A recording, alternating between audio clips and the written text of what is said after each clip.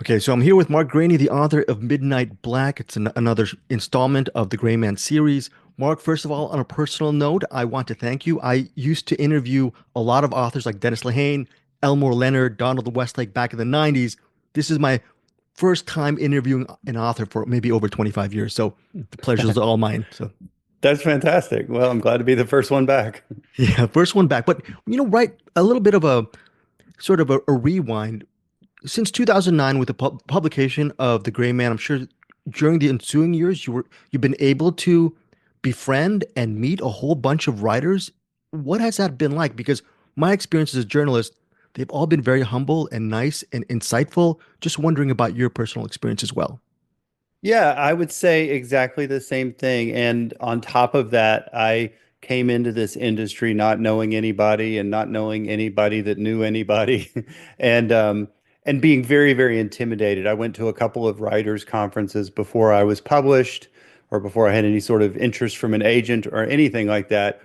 And it always seemed like there was the group of us that hadn't, been published yet, and then you'd look across the room, across the coffee shop or across the bar, and then see the big shots all together. And I remember just being super intimidated by that, and no way in a million years would I go up and introduce myself or talk to those people. And now I'm in that group with the published authors. And people come up all the time who are working and trying to finish their first novel or going to these conferences to try and learn about the industry. And to every one of us established authors is happy to include anybody who's a decent person and is cool. And so it's funny. I just go like, wow, I wonder how much time I wasted or how many connections I didn't make in those years where I thought that this was an unapproachable industry because it's anything but. I think it's good for younger people or people that are trying to be established to kind of see the others and go like, yeah, it's not rarefied air. They're not any they're not special other than they finished a book and maybe finished another and it's very accessible. So I also want to last pat on the back for you is just now in my early 50s, I'm starting to read novels again because I'm a film reviewer by trade and TV reviewer. But I want to know just I think I really appreciate some like Midnight Black. You mentioned your books has a blue collar aesthetic as a utility. Can you just talk about that POV? Because I think that's very insightful and that's a great way to approach your writing and your books as well.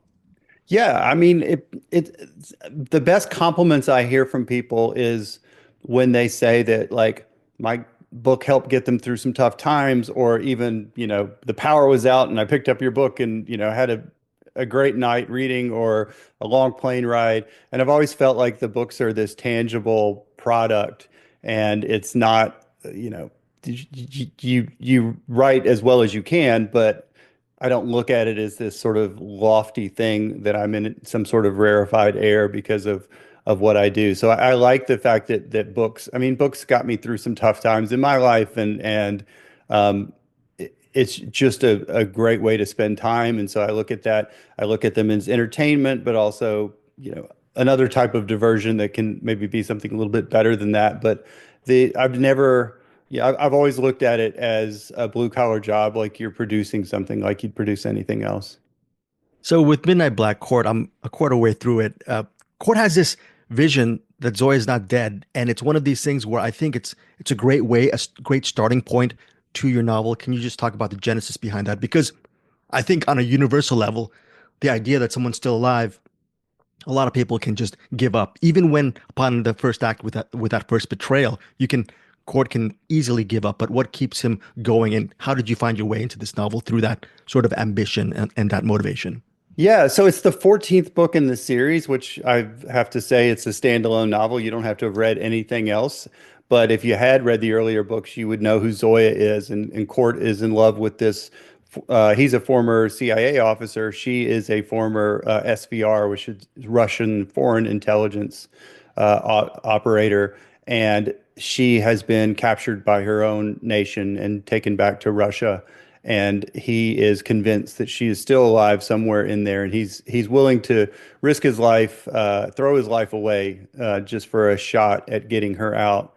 And that's what the book is all about. And he has been betrayed, as you said. He tries some some more conventional means to sneak his way into Russia and get some help from different parties.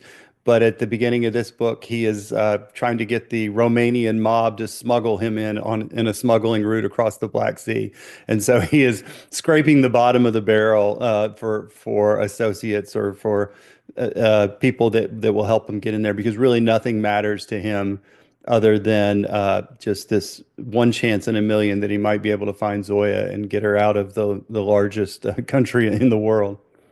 I was listening to your interview with Joe Rogan, and you had a great attitude towards The Gray Man, because The Gray Man as a movie is just a separate entity from the heart of it's your creation. Can you just Yeah. talk about the new kind of community that came out of people watching The Gray Man? They were fans of the film, but then I'm sure what's it like to get just a whole new set of readers to your series and to your overall work? That must mean a lot to you personally. It means a lot to me personally, and gosh, being on the Joe Rogan show got me a whole bunch of new readers as well, as you can imagine. Yeah. But yeah, once that film came out, I'd say the movie is 50%, maybe 60% of the book, and 40 to 50% completely the creation of the screenwriters and the directors, and that's fine with me because there's still something to read in that book if you haven't picked it up. And so I think we sold 35,000 copies of the Gray Man movie tie-in paperback, just in that first couple of months after it came out, plus all the ebooks, plus all the audiobooks, plus all the foreign, because the Netflix was all over the world. So I can't even imagine how many new readers it got. I mean, there's several hundred thousand very quickly. And I think, it's probably most of them were pretty surprised about how different the film and the movie are. The film and the book are. The book has a much, much grittier tone, which I completely understand why the Netflix film did what it did, because with that budget, you need it to be as accessible to as many people as it can be. But then if you pick up that book, you're like, wow, this is a lot harder edge, a lot grittier. It still has humor and moments of lightness and dark in there, but it has a different feel to it.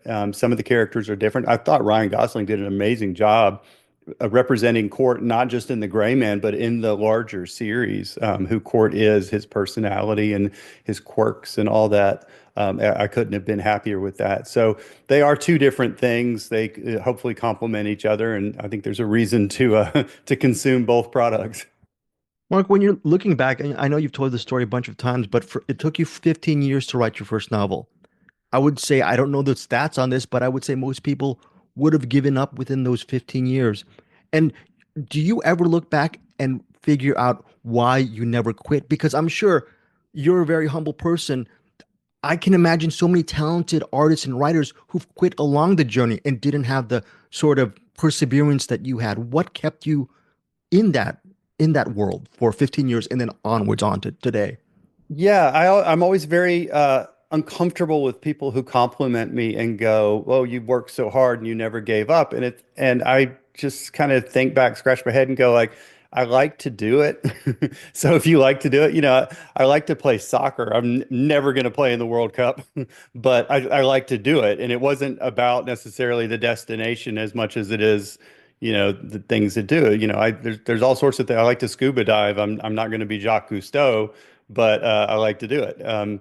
And writing was that. I mean, I definitely did have aspirations of being an author, and I'm sure that if, here we are 30 years after I started writing my first book, if I still hadn't been published, I'd probably go, well, I must be really terrible at this, but I do enjoy doing it. I would probably still be doing it. Those 15 years was not 15 years of me trying my hardest. They were 15 years of me dreaming about it and piddling at it here and there. And so once I finished that first book, I started in 1990 and I finished it in 2005. I immediately started writing something else. And my second book I wrote in 7.5 months because then I was trying. Then I was really sort of applying myself because I'd actually completed a novel and it was a mess, but it was a good story and I thought I was okay at it and I could do better. So once you finish that first thing and you realize this is not unattainable, then it spurs you on and spurs you on. And I had agents reject me and publishers reject me. And I kept writing because I felt like, well, I'm better than I was yesterday, and I'm better than I was a year ago. And sooner or later, maybe I'll be able to hold a book in my hand with my name on it. And that was really my main ambition at that point. What was Mark Greaney's workflow early morning in the Starbucks some years ago as to Mark Greaney today at his home working all those hours during the day? Is same person or what's a different, is there a huge difference between the workflow of those two stages in your life? Yeah, I miss that version of me because I had a full-time job. I had to be at work at 8 a.m. It was a 25-minute drive to work. So I made myself get to Starbucks at 5:30 in the morning, write till 7:30, maybe 5:45 in the morning. I'd write till 7:30, 7:40, and then I would jump in the car and go to work. And I did that every morning before work. And I remember after my first book was going to be published, before it even came out, I had the publisher asked me to write two more books in that series, and I had an opportunity to do some ghostwriting at the same time. So I was like, I'm gonna have to quit my full-time job and be a full-time writer, even though it's not going to pay me a lot of money at the beginning. And that the second book that I wrote took me longer to write, even though it's all I did. The first book I wrote, in the morning before working a full-time job. The second book, I was just home in my house, and it took longer just because that urgency had gone away. The urgency came back with deadlines, and once I started writing books with Tom Clancy and other things, I feel an urgency now that I haven't felt in a while. I have two books to write this year. Last year's book, Midnight Black, took longer to write than I anticipated. So I'm really trying to stay on it now. So I am able to apply myself. I am able to work hard. But yeah, those first few years before I was published, where I would just invariably get myself up and into work first thing in the morning, that took some discipline to roll out of bed. Mark, just a couple final questions. Reading some past interviews with you, over 100 shooting courses you've taken. I'm sure you've interviewed a lot of people, countless people in the military, in the government, whatnot. I'm assuming being a best-selling author, you have to also be a great researcher and a journalist as well. All of these things said, and traveling to over 30 countries for research. Have you also learned a lot from your readers? Because I'm assuming your readers come from so many different walks of life. What's it like to get that feedback? I'm not saying you're applying their lives into your stories whatsoever, but what have you learned over the years from the people who read your book? I'm sure that also personally must mean a lot to you and is very insightful towards your life. Yeah, I am amazed by the people that reach out to me. I've had people on Secret Service on the presidential detail that really enjoy my books, and Delta Force guys and CIA guys who enjoy my stuff and will always, they know what fact is, and they know when it goes off into fiction, and they're fine with it. I always say, the guy on his couch is the ones that tells me, that this thing can't work, that this other thing doesn't make sense, and then I'll hear from some guy in Fifth Special Forces group and go like, "Wow, the medical stuff that you put into that trauma situation that would have worked, and that was really cool." It's because I've done a lot of research on it, and people will sort of complain about the parts of your book that don't seem terribly realistic, and I always scratch my head and I go like, yeah, the bad guys missed the hero with like 5,000 gunshots. It's like that's unrealistic. But what you're saying is unrealistic. Yeah, you can do that because I've